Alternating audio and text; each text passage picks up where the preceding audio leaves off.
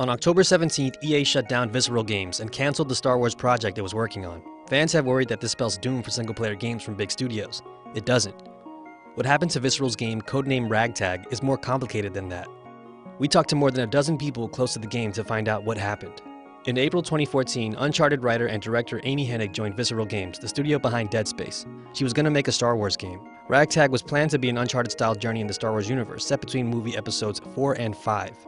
You'd play as Dodger, a Han Solo type, working with a crew of heroes to fight a nasty mob boss.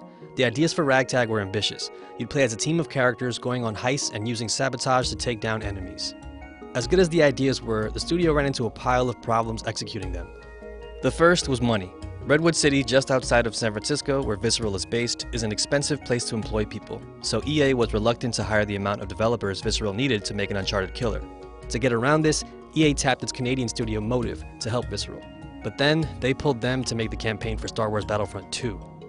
Then there was the technology. Ragtag was hurt by difficulties with EA's Frostbite game engine tech, which was made for first-person shooters like Battlefield, not third-person adventures.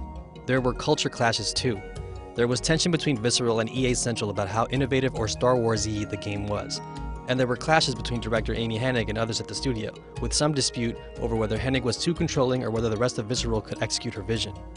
At E3 2016, EA showed off a brief snippet of the Ragtag demo, which looked good but didn't have any gameplay. They could make the character touch the wall well enough, but still couldn't shoot his blaster effectively. By the end of that year, EA had assigned its Vancouver studio to help Visceral. Visceral and Vancouver butted heads. More culture clash. The team saw some progress over 2017, making several demos to show EA. These demos included an AT-ST chase, a shootout on Tatooine, and a descent into Jabba's palace. But it was too little, too late.